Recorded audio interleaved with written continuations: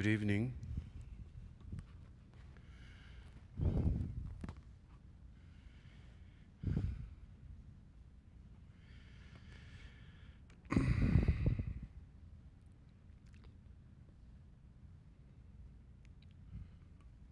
Okay.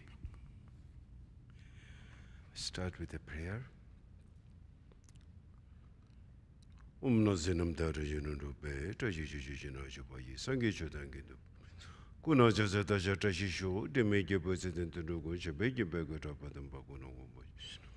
Lumbodrabazara Bedane, Simjetum Jelagong to Pepe, Ism the Batsiraptapalte, Sensum the Betaship.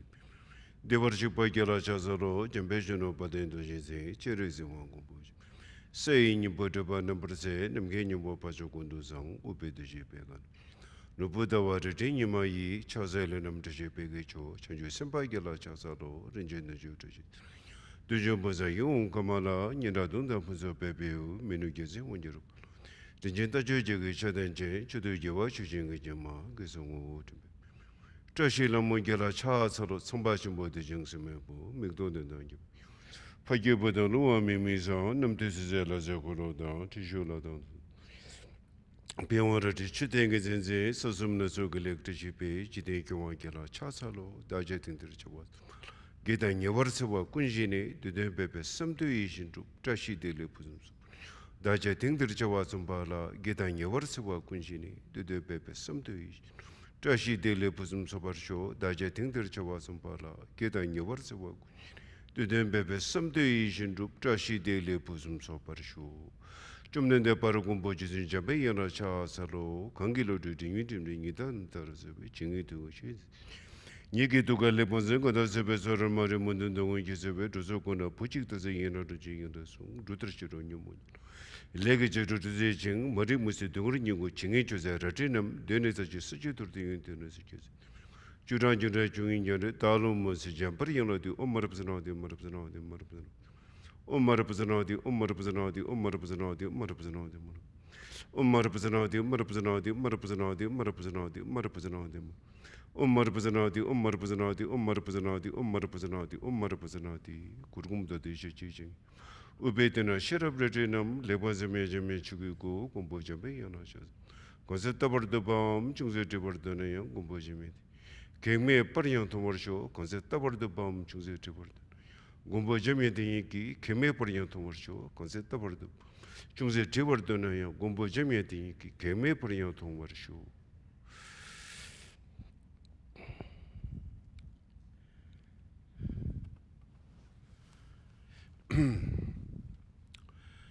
So tonight, Thursday meditation. Thank you all. Coming to do Dharma practice.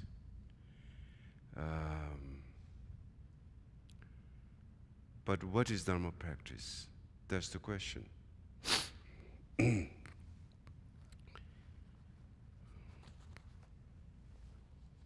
Tell Erin to come and lock the door. Yeah.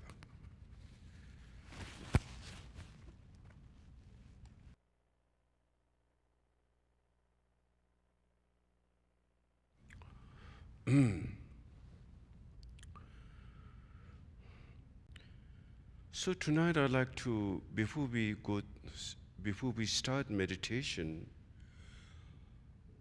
I'd like to talk what is Dharma.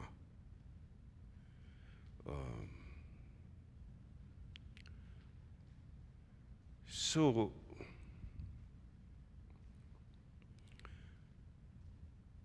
when we try to come to do meditation practice,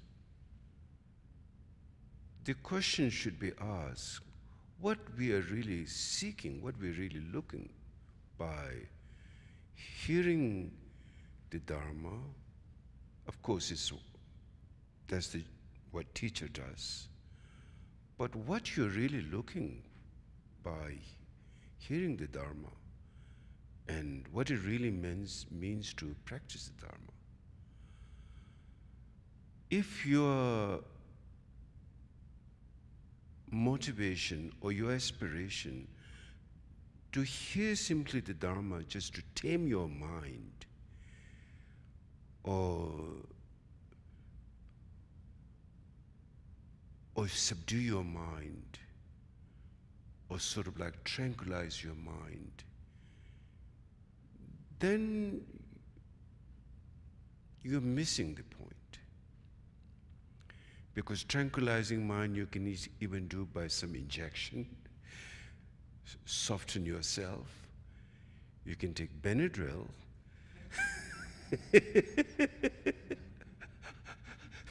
Many years ago, I have quite strong allergy, and I took Benadryl. Feels very good.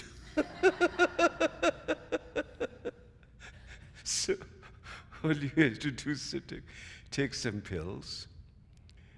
And of course, then if we approach the Dharma and practice a meditation with that kind of approach, so simply tranquilize the mind, subdue the mind, tame the mind, then we're really missing the point why we're doing the Dharma. Because you can do that in many other ways. You can temporarily, bring comfort to a temporal comfort by taking a vacation. You can bring comfort in going to see a movie or taking a walk. But of course, there are some stronger remedies, such as taking drugs, alcohol, and one can tranquilize the mind. You can forget about things, in life, your situations. But we all know that those things didn't help. Those things only help us very temporarily. And in fact, we've almost become, our source of happiness is become always something from outside rather than something within you.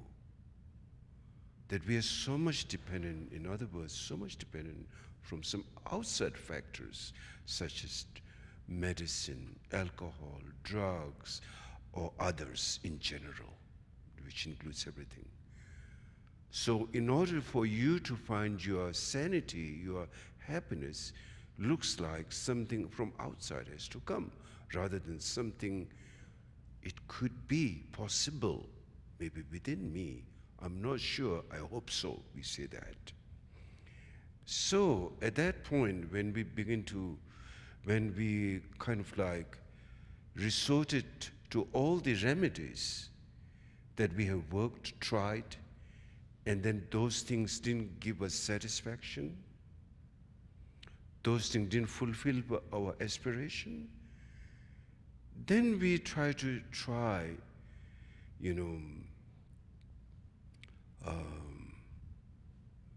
spiritual teachings,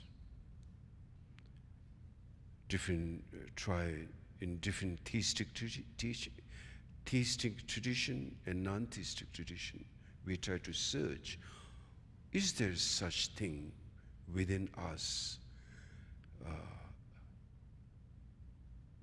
a happiness without looking outside? Do we have that quality, what we have to call enlightened quality within us? Is it possible or not? And at that time, then you begin to search, look around.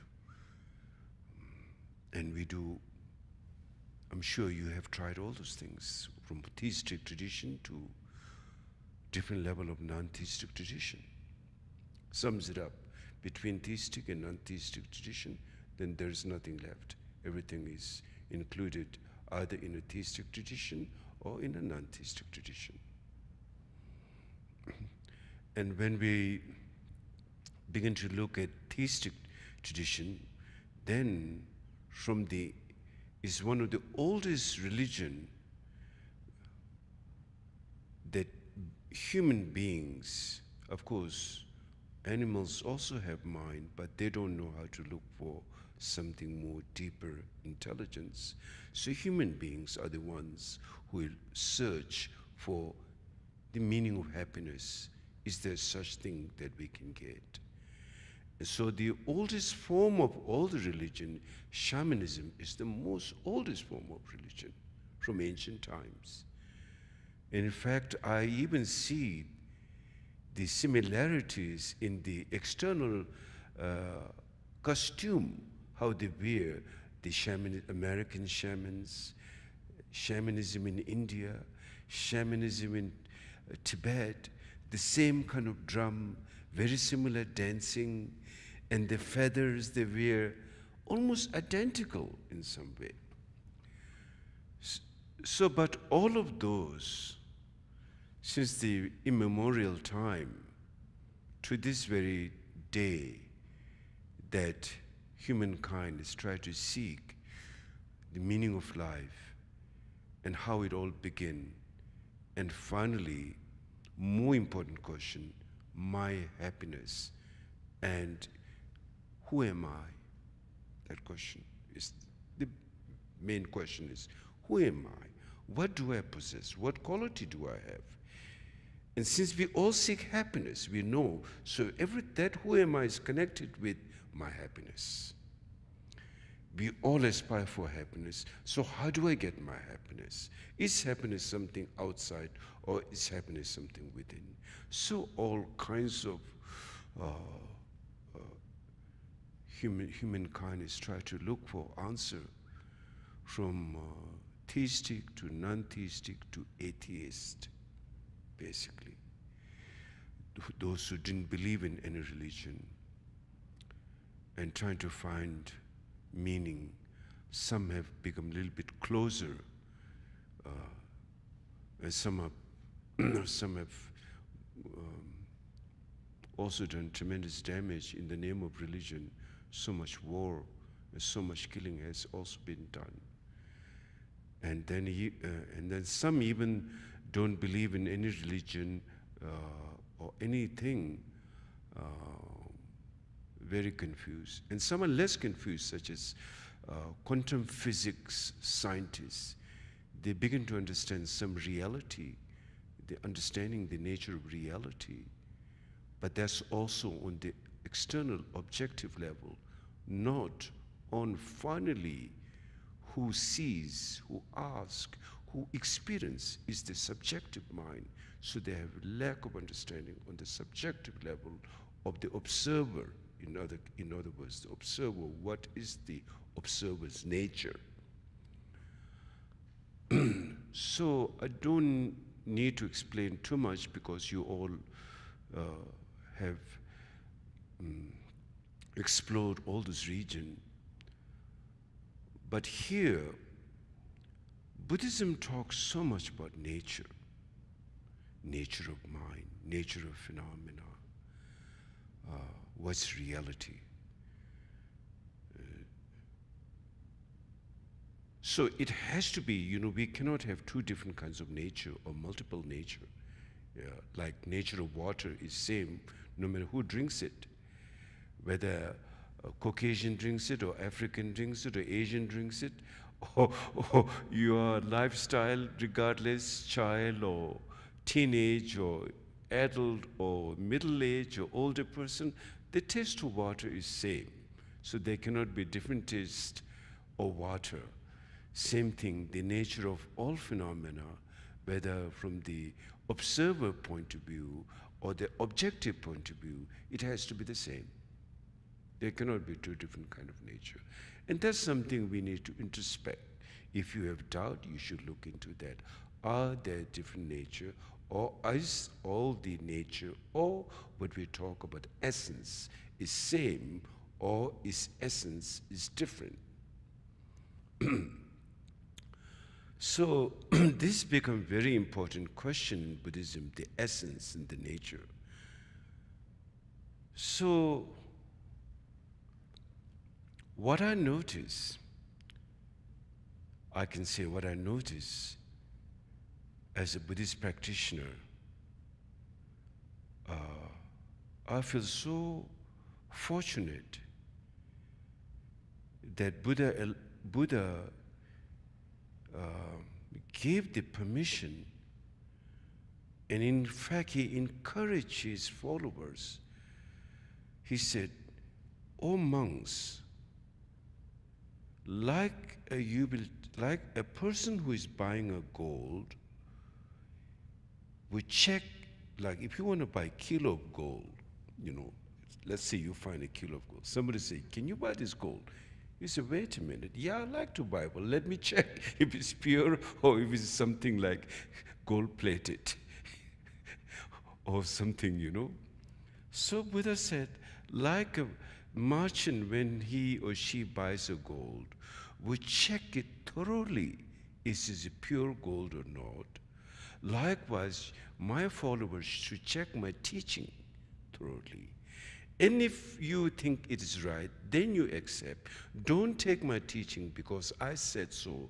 Rather, you check it. That was the great proclamation of the Buddha. So therefore, it gives tremendous possibility rather than feel, going through fear and guilt, and if I contradict, then am I going to go to hell or what? It's not based on fear, but rather based on discovery of reality. Furthermore, Buddha also said,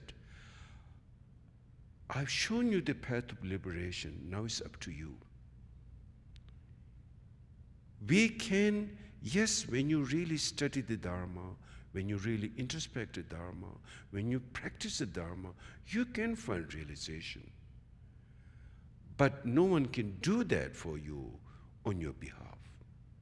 So Buddha said, I've shown you the path, now it's up to you. Don't think that, just praying to me or something that you'll be saved. You can save. You are your ultimate refuge in Buddhism. But in order to ultimate refuge, then the question comes, where do we take refuge? Our present state of mind, if I am my ultimate refuge, my present state of mind with ignorance, with affliction, do I take refuge in that? I have taken refuge for so long, that didn't help. We got to know that. We've got to accept that. You see, be practical. Dharma is common sense, it's practical. You can't fool yourself. You can't deceive yourself. You've got to be, it's very sharp and to the point. So if you say, okay, if I'm the ultimate refuge in myself, then this mind has created a chaos of deception, and all our suffering came out of deception. It didn't come out of wisdom, clearly.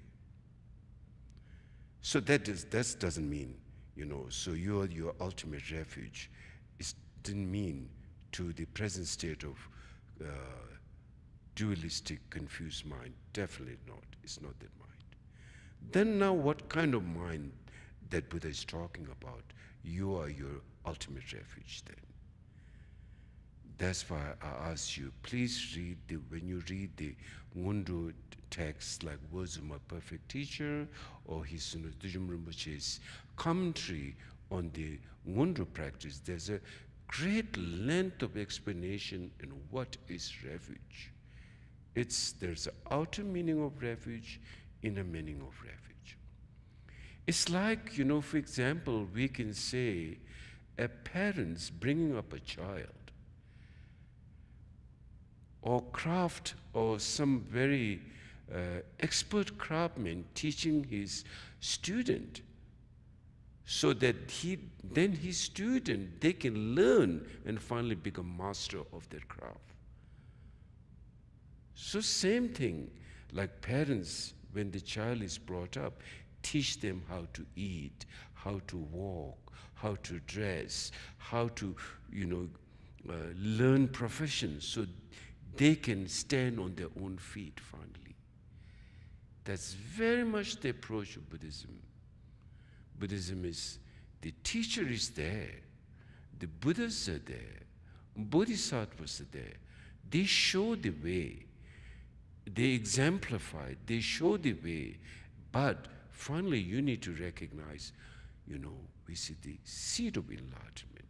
You need to develop your bodhicitta mind. You need to develop your relative bodhicitta mind. You need to develop your absolute bodhicitta mind.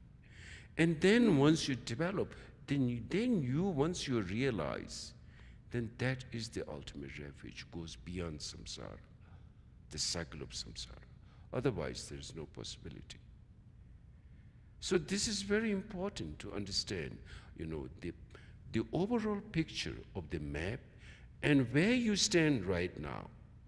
And where you stand right now, is this ultimate, or do you have really discovered something within you deeper? It's like a wheel right now, obscured, so you couldn't see your absolute reality. You're just seeing the deceptive reality. So therefore, deceptive reality is called relative truth. Within relative truth, there is a genuine relative truth, and there is a false relative truth, for example. The genuine relative truth is like knowing the genuine cause and effect. For example, if you put the seed of a rose, red rose, it will only give the fruit of a red rose. It won't give a result of a white rose or some other flower, for example. To expect putting a seed of a red rose and expect some sunflower or maybe a maize or corn to grow, that's not possible. That's the wrong kind of approach, understanding of cause and effect. Furthermore, in the relative truth, they're defining two kinds of, one is the false relative truth and one is the genuine relative truth. The more precise false relative truth is the experience of a jaundice affected person, like hepatitis. Jaundice, hepatitis, right? Hepatitis. So when a person has hepatitis, he or she sees the snow white mountain into yellow. The snow is seen as yellow. But he or she genuinely see the white snow into yellow, because that's how they get affected by the sickness. But the rest of the world, the snow is always white. The snow is never yellow. So but that person who is caught by that illness genuinely see the snow into yellow. So that's how the example of seeing the samsaric being, seeing phenomena like the yellow, white into yellow, for example. Also, further example is like such as a little bit later than now, or or maybe now around this time of the day, if you see a rope, suddenly you come, it's not very clear, and you see there may be a snake. You have a whole fear of the rope seeing as a snake. And then you have the 100% fear, not like something casual, and you will jump and you will shout. But when you look carefully, it's not a snake, it is simply a rope. Likewise, there's again a wrong approach of relative phenomena, how one sees things in life. So, even a very famous modern psychologist in America said 90% of how we judge people is completely false. Only 10%, how we see things clearly. Because we make things up in our mind. We all make things up, and we all have a very personal, custom-made phenomenal experience of this phenomenal world. 7 billion human beings, we each see differently. There's no common seeing of 7 billion people. Yes, we can say, I love vanilla ice cream or something. But some people say, I don't like vanilla ice cream. I like chocolate ice cream or something else. And how each person, how much they like, it can also change from morning to afternoon to evening, from moment to moment. So never there's a common phenomena that we all can see it as common experience, based on our emotions of aggression and desire and attachment and envy. Some person may be seen like a goddess or god, but some others see that person as a demon. So therefore, nothing common is there in this phenomenal world based on each person's perception. Like when we go to sleep, two persons sleeping on the same bed, they dream differently. So one may be dreaming of going through a nightmare, the other may be dreaming of going through a beautiful vacation place, whatever. So therefore, the whole experience is different. Now, where that experience comes from then? It all comes from our collective, our own individual karma based on afflictions and deeds. That's what creates those phenomenal experiences in our mind. And therefore, we project those things. And you can bet how many times you get wrong in your life situation. You judge it wrong, or you judge it correctly sometime, but then again you judge it wrong, and so many things happen in life. All life changes, things happen due to so many factors constantly moving around in your mind. So now, of course, we are trying to figure those things, and we have gossip about life situation, and we have so many stories in each individual life. So I'm not here to figure those things out. How that emotion began. Of course, I have my answer. But if you really like to hear more stories, you should go to a psychologist or a psychiatrist. And based on Jung, or the other famous Western psychologists, Jung and Freud, right? So you can hear their version of how that began. That's a whole different approach. But what I'm here to talk is those things, even your abuse, according to some Jung or Freud theory, you abuse at an early childhood, therefore you develop this thing. Fine.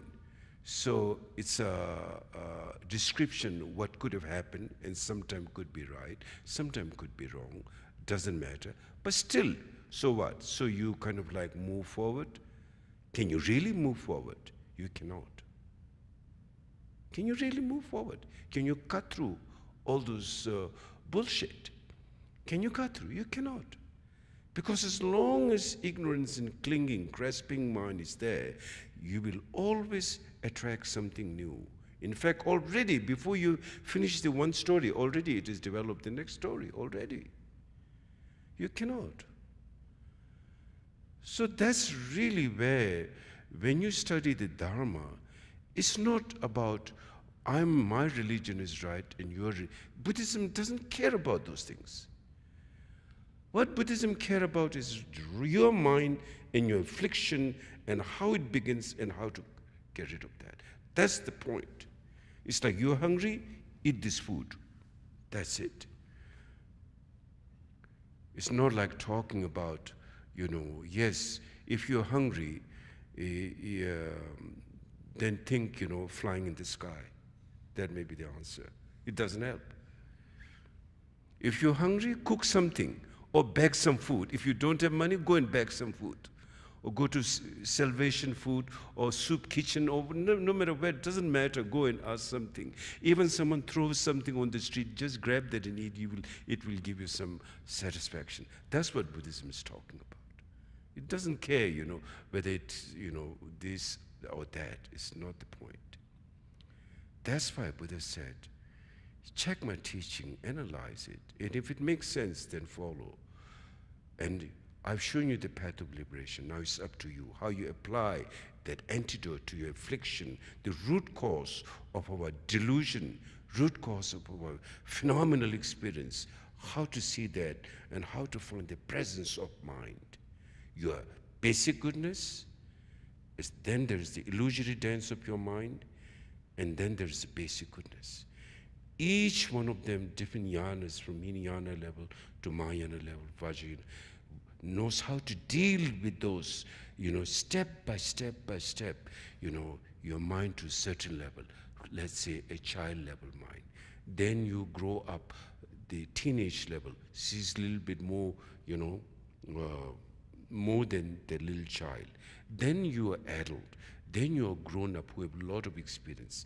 You discern how to discern their life. Things get a little bit more and more deeper. Like that, Hinayana, Mahayana, Vajrayana. Basically, Dharma is talking about to look at the, what's called as ultimate truth. There is relative truth. You can dance, you can play, you can do all those things. But as long as you're still stuck with that, it is only temporal because it's conditioned phenomena. And condition means impermanence. Impermanence means change. And change means then you'll be left like broke.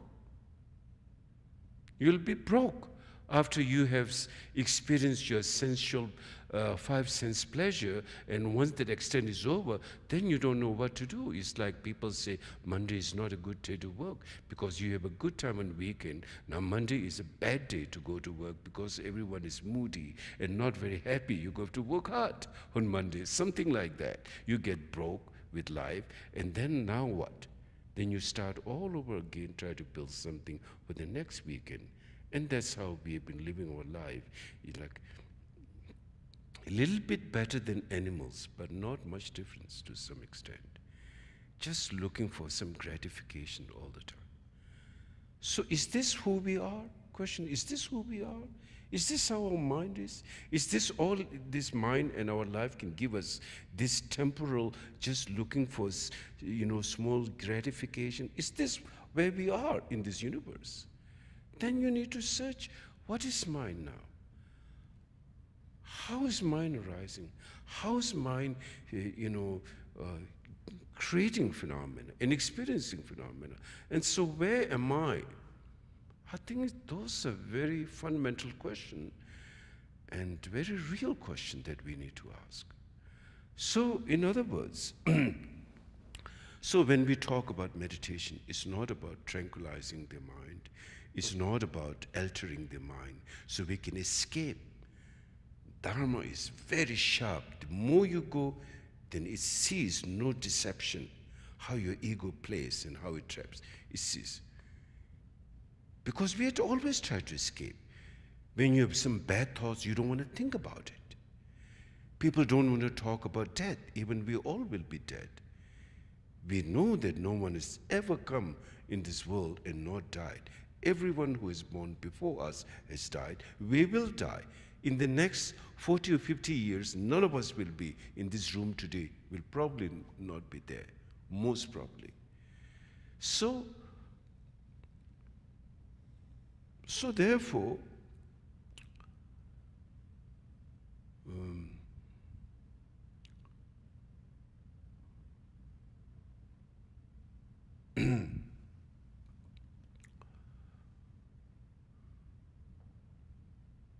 so talking about meditation, not about altering the mind, not about tranquilizing the mind. We can do that, but it only works temporarily. It doesn't have lasting solution. To the point I even tell people, when you meditate, don't close your eyes. It's okay to close eyes. There's nothing wrong in closing eyes. But what happens when you close your eyes? You're escaping from the phenomenal visual picture, which is powerful and distracting and, affecting your mind. So if you close, you just draw yourself into it. You just escape for the moment and feels good. You don't see anything. It's like the monkey, There's, and then what's the third one? Yeah, don't talk. Then don't see. This drawing inside is escaping from the phenomenal world. And you can't do that all the time. You got to face you got to face whatever is there, sharp or soft or gentle or pain. You got to face that. You can't escape in the Dharma. The further deeper you go into Dharma, you have to face your rawness of your mind. There will be no condiments, just whatever you smell, that's how you go to work with it. Not putting perfume, Chanel 5, or whatever, Those things will not work. You got to smell your rawness, however you smell. That's who you are, and that's how you're going to see through it. So therefore, in meditation, of course, not anyone can just jump into the ultimate awareness. Even that essence, basic goodness is within you. You need to first level is to now calm the mind. And that's called shamatha meditation. First level. Without doing that, there's no way, because our mind is like a boiling water. You need to put the cold water to calm it down if you need to touch that water. If you try to touch that boiling water, you will burn yourself. That's how our passions and neurosis are burning like fire. So when the passion and neurosis is burning like fire, you try to play with that, either you will be burned or burn, unless you are like a very, what those people who walk in the fire. You know how to walk in the fire. If you don't know how to walk in the fire, you try to walk in the fire, it will burn you. So, you try to dip inside your neurosis, it will burn you out. So you got to know how to deal with your, neurosis. It's a beautiful game. Or it's interesting game. You try to watch and you try to learn, how do I deal with my neurosis?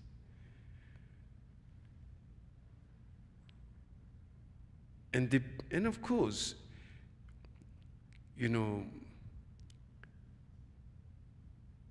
order to get a beautiful flower, you need the manure. Without the manure, there will be no beautiful flower. So without the neurosis, there will be no wisdom too. That doesn't mean you're going to live with neurosis. In fact, the essence of neurosis is wisdom. That's what in the Vajrayana teaching it explained. The essence of neurosis is wisdom. Now how come? You see, let's just put that, okay, I just said essence of neurosis, wisdom here. Let's leave it here. Now let's go to the next level, which is Mahayana. There's the Vajrayana, tantric teaching, and before comes Mahayana. So without understanding Mahayana, you will not understand Vajrayana. And without understanding Hinayana, you will not understand Mahayana. Without understanding Mahayana, you will not understand Vajrayana. So now let's see a correlationship between how come the neurosis, essence of neurosis is wisdom. Then in the Mahayana teaching, Mahayana teaching, it explained all emotions, its essence is devoid of any inherent existence. How come? Now you look into it, you analyze. So, in order to have affliction emotions such as anger, it says there's no such thing as eternal anger, definitely. There's no inherent anger, in fact. There's no such thing as inherent anger. Now then you see how does anger arises. If there is an inherent anger, then it's permanent, it's eternal. Eternal means no changing. That's the definition of eternal. It's permanent. It was before that, it's now, and it's later, after. Like one line, like one straight line, no change. That's called eternal, definition of eternal in Buddhism. Permanent. There's no such thing as permanent anger. No, there is permanent jealousy, permanent envy, permanent even ego. There's no such thing. So then when you look, let's say two good friends who love each other, and then getting into like a fight. How does that happen? It doesn't happen out of the blue. It happened due to many causes, many factors. some little thing happen, some little play. It could be, you go to playing tennis and your friend, not playing the ball properly or throw you hard and by mistake, and you think, oh, he or she did literally to me, and then some bad feeling begin, and then that grows up more and more and more, and then the next time again happen, the third time, then this is definitely not good. Then you see, we need to talk. I think you did that to me last time, you did it previously, and then, some kind of distrust begin to develop, and then from that frustration, and then at some point really hit you something and you get some injury, then that's the ultimate. Then there's a fight, and that's how many factors, for example, I'm saying, many factors create a situation. But there's no one thing which creates situation. It's many factors like creates. So everything in life is many factors. Everything in life, our relationship, our feeling, our emotion, good situation, bad situation, is due to many factors. There's not one single factor which can do that. And then when you analyze each one of the single factor, its nature, there's no inherent existence. Such as when we talk about, then we feel there's a self, anger self, predominant self. But you, James, you hit me, so there's like a very real James, and then very real anger, and the other person, let's say your name is John or something. So fight between James and John, and with the anger there, all looks so real and eternal. Feels like that. That's why we've been feeling everything in our life like that. But when you really look, who is James? James, in order to identify oneself as a James, or in order to experience oneself as a James, where do you really pinpoint that James? Is on the 5 skandha. Form, feeling, perception, impulse, and consciousness. Without that 5 skandha, there's nowhere to identify or label that James or Mary or John, whatever it is. But you see, we feel, when we call James so real, when each one of us, when we identify me, we feel like eternal me, which is beyond, not connected with anything but some unitary, independent state by itself. We feel that. Same thing when we have some very precious commodity, a camera or whatever, when we buy, it feels like eternal. Until after a few years, then you see a newer model, then that eternal love you have with that camera, suddenly you see that camera, you want to kick it out and you want to get the new one. It makes you angry when you see that. Or the fashion, 1960s fashion, 70s fashion, everything in life is all how we see. But point is, we see them as so real, as something eternal, unchanging. That's how we are caught up. You need to identify that. That's how we are caught up in this samsara. And all of them with affliction, all of them with the self, all of them without any basis, just like completely like a dreams thing. We took it so seriously. That's the ultimate fatal attraction of samsara, which brings all this suffering and confusion like that. So then when we look, when we observe, then when James has a body. So then the body, then you analyze the body. These are all atoms, built from atoms. And atoms, so just to make the long story short, then today quantum physics theory also.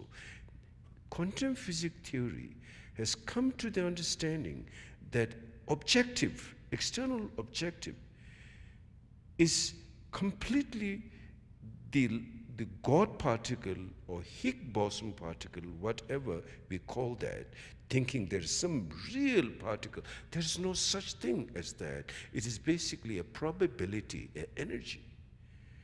So then when you look at the fundamental atom, if there is an atom, regardless how big or how small, how tiny or how minuscule, it has to have 10 direction. No atom can survive without direction. If there is an atom, there has to be a direction. So when you dismantle the atoms from each side, from east to west, to south to north, to up to down, in between, all 10 directions, ultimately there is no such thing as fundamental atom which can survive or which can be by itself as independent. Rather, they are all dependent on each other. Therefore, this dependent teaching in Buddhism, dependent teaching, interdependent teaching, Nagarjuna, the great, I think Nagarjuna came after 400 years after Buddha. One of the great masters, he said, Tenjing Deljung Madopa Chogayupa Mayeno in Tibetan. He said in Sanskrit, and it was translated in Tibetan. I don't know the Sanskrit language, so I can't speak in Sanskrit. It's a beautiful language. But Tibetan word is Tenjing Deljung Madopa Chogayupa Mayeno. Tejir Tongi Madopa Chogayupa Mayeno. Basically, Nagarjuna sums it up, saying, all phenomena, there's no phenomena beside interdependent. At the same time, there's no interdependent beside emptiness. So emptiness and interdependent in one state. Because if it's dependent, means it's devoid of independent, that means emptiness. Because it's emptiness, therefore it's dependent. Because it's dependent, therefore it's emptiness. That was the view of Nagarjuna, the Heart Sutra, Prajnaparamita. Very clear, very sharp. Can you imagine at that time how Nagarjuna was so sharp and clear? And then there, if you study Buddhist philosophy, there's so many of Nagarjuna's treatises, middle path teaching on those. So now, therefore, then, when you look at that body, when you cannot discover the ultimate particle that, we all are holding, the reason we are trying to study and understand and finally realize is because of this wrong conception in our mind. Everything is so real, independent, unitary, oneness. There's no such thing as that, because when you see the anger is due to many factors. And if anger there is an independent anger, you can never forgive, and the other person can never let go. That will never happen. There's no point of saying sorry. There's no point, because it will always be in anger. We all know that's not the case. It may take time. It may take 30 years to forgive you, but at the end, we'll forgive you. Right? So therefore, you see, there's no such thing as inherent anger. Therefore, the ultimate nature is beyond, which is basic goodness. So the Mahayana realized the interdependent teaching and the essence of that. So therefore,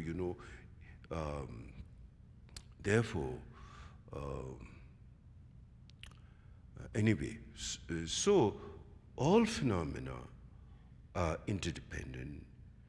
And now when we look at interdependence is energy. From grosser level to subtle level is we can call energy level.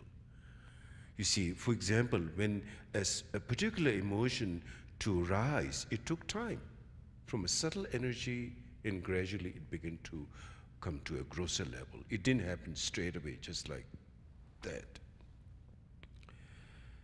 So on a more subtle level,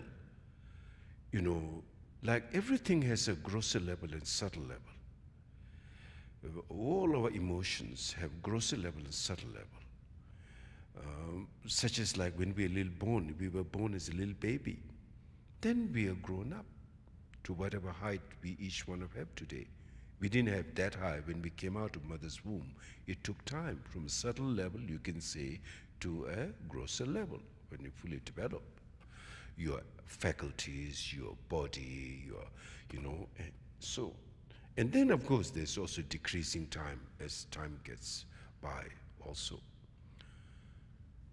Now, in order to understand the mind and emotion, you need to, if you want to fully read, you need to go to the subtle level. That's what meditation practice does in a glance. When you sit and meditate, you are working on the all level, from the gross level to the subtle level of your thoughts and emotion and your mind. And the first step is like, if you want to make a good house, you need the foundation very well. Without a good foundation, you can't build a house, and you cannot put like 2-3 story or 100 story without a good foundation. Same thing, the first step in order to understand mind is calm abiding mind. Without calm abiding mind, there's no good foundation. It will only be temporal, like sandcastle. Child going to the beach and trying to build a castle, and it falls again, and then try to do that. They spend the whole day, morning up to evening, try to build a castle. So therefore, shamatha meditation is calm. This mind, which is unruly mind, our mind is unruly mind right now. Instantly it will run away here, past, present, future, just like, not for a moment it stays. It's just like cannot. There's no stillness in mind. Shamatha meditation brings stillness in mind. Stillness is very important. We are out of discipline, an unruly mind, without any grounding. I think the word here is grounding, no grounding. So in order to make a grounding mind, first one is to learn how to sit in the calm abiding mind. And the method is one method for all. You don't have to worry about how many different kinds of shamatha. Yes, though there are form shamatha, formless shamatha, that each person, can choose. But basically, one-pointedness meditation, one-pointedness. Now I'd like to talk a little bit this one-pointedness.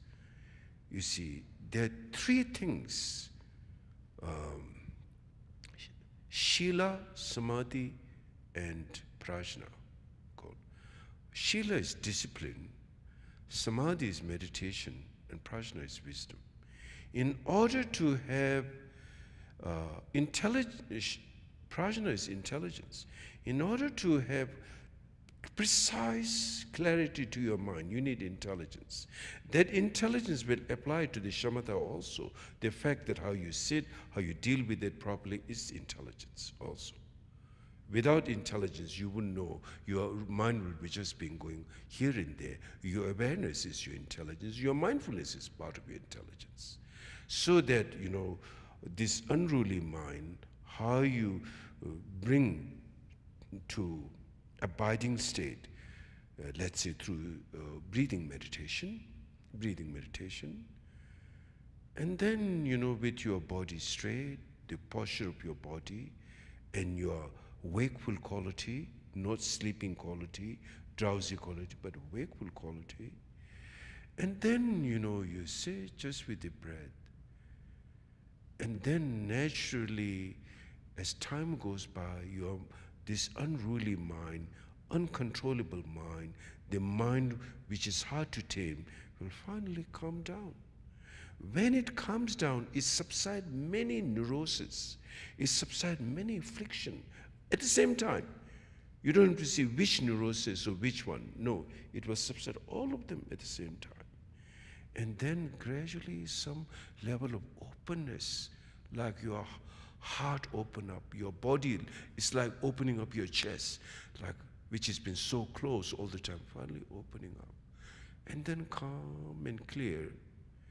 And then at that time, the signs, 3 kinds of signs will arise.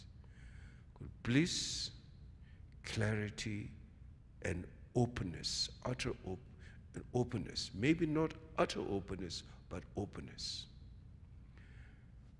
And at the same time, whatever you do, you'll be so focused. If you're a student, you study. If you are in your professional work, whatever you do, one-pointed you will see without any obstacle. Normally when we try to see things, there's too many things coming in between. Now all those obstacles removed, so it's very powerful, that mind. And at the same time, one will have intuition, including foreknowledge. If it's really developed, you can read the minds, and then your dreams and intuition all will develop simply through shamatha meditation. That's how much your mind contains those qualities. And once all those obstacles are removed, then the mind naturally have those qualities. Then now, having a mind like that, where you can intuition, clarity, knowledge, but is this ultimate? No, still not ultimate. That is still within the framework of duality. So then the next stage is called vipassana.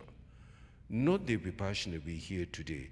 That's basically shamatha, And even within vipassana, there's a conventional vipassana and unconventional vipassana. So unconventional vipassana, only after you develop shamatha, and then step by step, it will take time. It may be not easy to experience unconventional vipassana, extraordinary insight. So anyway, step by step. So therefore, now the point of life, the reason I'm saying this, point of life that we have dealt, we have asked questions about life, is it just to subdue ourselves? Is it just to tame ourselves? Is it just to alter our conscious mind? No. It's to be fully awakened, totally free of deception. That's what is called Buddha awakened. That is what we are trying to get into it. And so for that, first you need to go, first step is shamatha. Once you've developed shamatha, now shamatha, you also need support for the shamatha in post-meditation state. Mostly, there's also in meditation state. Meditation state, discipline is sitting properly, is the discipline. It's ethic and discipline. Now you need ethics. What I'm trying to say, in your post-meditation state, you need ethics in life. Compassion, love, respect, caring, all those things you need in life, which will support your practice of sanity. Let me just use the word sanity, which includes the meditation, to be free of your obscuration, to be free from affliction, and then you experience your full extent of quality of joy and freedom. For that, you will need the other side of support in your day-to-day life, how to be caring. The whole bodhisattva, in one word I can say the whole bodhisattva practice. Why that is so important? Generosity, ethics, discipline, patience, samadhi, and prajna, of course, those are very important. Tolerance, patience, extremely important. If someone says something, let's try to learn to be more patient instead of just fighting back right away. So, many practice, especially the Bodhichara Avatara teaching, is the most perfect, ethical, and powerful practice which will benefit oneself and others. Bodhichara Avatara teaching, very, very profound. In fact, there is no teaching on this planet Earth. I can 100% say, you go and look, teaching on compassion and love and ethics, there is not a single text in any tradition, beside what Shantideva taught. There's that level of, if you study Bodhichara Avatara teaching and study and practice, you can't help then practicing naturally patience, which is one of the toughest things, and other qualities. So therefore, ethics is very important, The ethics is like a good foundation, will support your meditation. And once those practice on the Hinayana level and Mahayana level is done, then the last stage is Vajrayana. Now Vajrayana is very powerful. Vajrayana it says ground contains the fruition. In the previous yana, there's cause and effect. In Vajrayana, there's no cause and effect.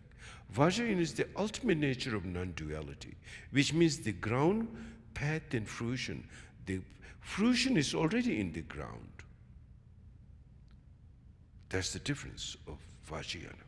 While in the others, there's cause and effect. Like you do in the Mahayana practice, you practice the four immeasurable. And then the result is liberation. In the Vajrayana, the four measurable already in the ground itself, in your mind. So therefore, the view goes very high, you know. So anyway, like that. And now maybe we should do meditation. Okay, all right. Please sit in a comfortable posture.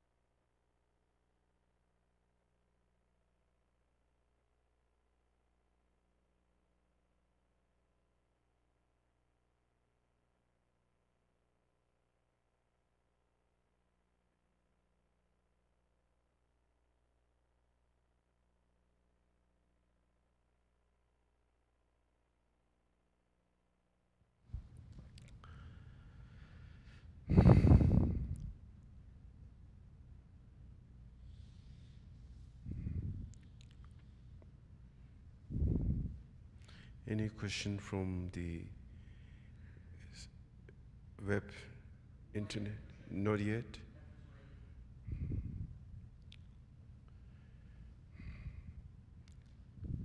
Let's discuss.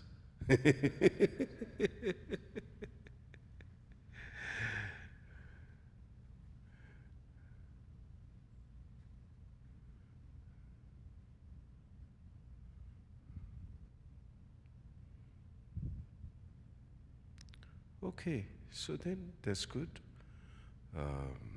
Let's do the World Peace Prayer. In the world in general and in this nation, may not even the names, disease, famine, war, and suffering be heard. May virtues, qualities, and merit and prosperity greatly increase, and may continuous good fortune and sublime well-being perfectly arise. In the world in general and in this nation, may not even the names, disease, famine, war, and suffering be heard. May virtues, qualities, and merit and prosperity greatly increase, and may continuous good fortune and sublime well-being perfectly rise. In the world in general and in this nation, may not even the names, disease, famine, war, and suffering be heard. May virtues, qualities, and merit and prosperity greatly increase, and may continuous good fortune and sublime well-being perfectly rise. By this merit, may all beings gain omniscience, thus defeat the neuroses, which are the actions, which are the enemies. From the turbulent waves of birth, old age, sickness, and death, from the ocean of cyclic existence, may all beings be liberated.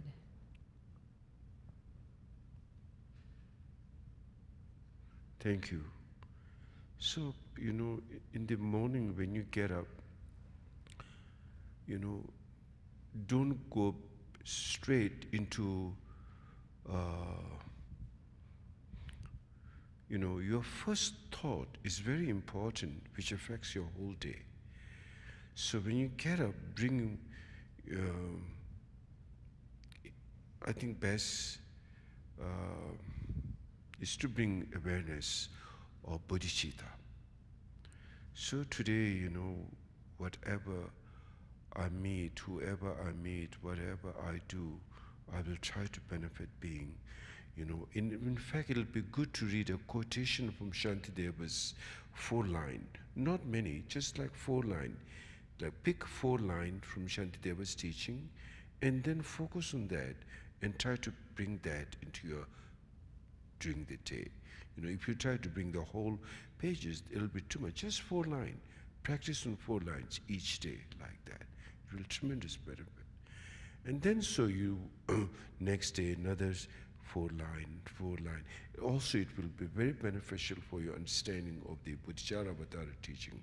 So that'll be a good start how to do it. And then after that, according to the tantric practice or Vajrayana practice, one does the cleansing of the 3 poisons like this.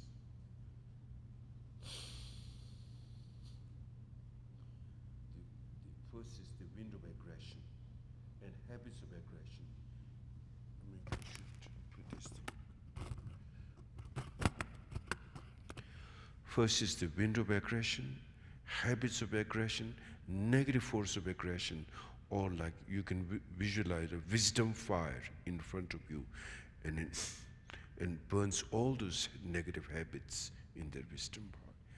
And then the wind of desire, and all afflictions and attachment and negative forces and all those causes which bring you suffering are all burnt in that wisdom fire.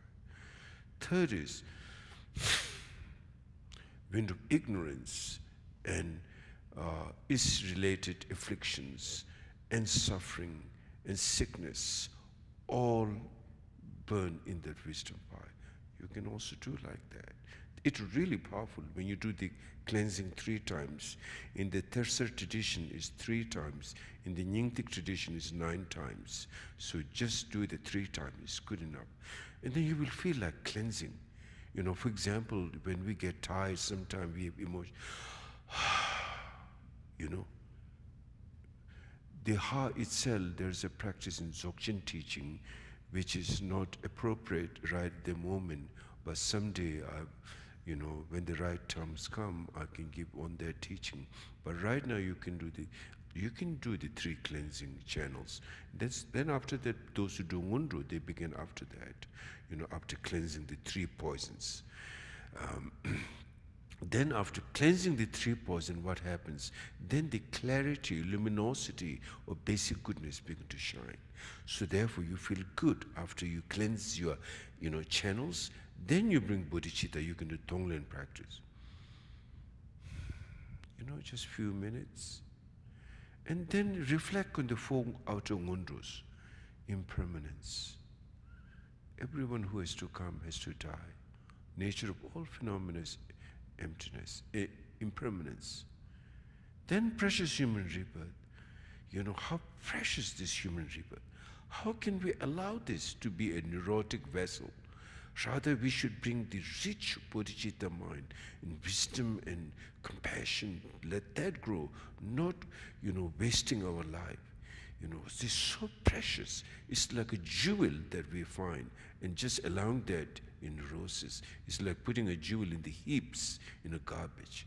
We can't allow that. And even this is so precious, but it's impermanence. It cannot last forever. Day by day, we get closer to death. So now it's time to really like focus and make this really precious and worthwhile. Then third is reflect a little bit on cause and effect. Whatever cause and effect is inexorable. Whatever you do, good or bad, will ripen. Therefore, do positive karma. Then at the end, samsara generally, no matter fame, power, wealth, whatever comes up goes down. Nothing remains. As President Ronald Reagan, late President Ronald Reagan, you know, I saw on television, he says, when he left the office and they asked him, how do you feel when he was going in the plane after leaving the White House? He said, it feels like nausea. Now, no longer the power. That's the nature of samsara, you know, nothing like that. So no matter where samsara, there's never a place. So it's not a place of refuge. It's not a place we can rely on because it will, you know, disappoint you at the end. Then now what? Then, you know, then you take refuge. Then you take bodhicitta. Then, you know, see your life. Life is illusion. See, like, you know, life is illusion. Even, you know, try to watch your mind. When those aggressions and negative thought arises, recognize it. Moment you recognize affliction, it loses its grab on you, power. Then slowly, slowly, obscurations of body, obscuration of speech, obscuration of mind will dissolve and they purify. And then the wisdom body, speech and mind will manifest. So step by step you have to do practice like that. Okay? Thank you. Thank you all. Okay. Rinpoche. Yes. We have one question here, is that okay? Yes. So the question is from Alina, and she's asking about the difference between absolute and relative bodhicitta. Is absolute bodhicitta being developed after realization? Say that again. It's about the difference between absolute bodhicitta and relative bodhicitta. So she's asking, is absolute bodhicitta being developed after realization? Absolute bodhicitta will be a byproduct of relative bodhicitta. You know, first one is to practice relative bodhicitta, and then absolute bodhicitta. But of course, at the same time, they're not two different things. As your practice begin to develop, then you see, absolute bodhicitta is the basic space. And the relative bodhicitta, the quality which contains in that basic space, is they're indivisible, finally. As I was saying in Vajrayana, ground, path, and fruition. Fruition is already in the ground. So there are no like ground, path, and fruition separation. It's non-dual taste on that level. But on the earlier level, or on the, let's say on the Mahayana level, you practice relative bodhicitta, which is the five paramita, and the sixth paramita is the absolute bodhicitta, the wisdom, for example. Yeah. Nature of emptiness is absolute bodhicitta. Practicing ethics, patience, generosities, they are relative bodhicitta.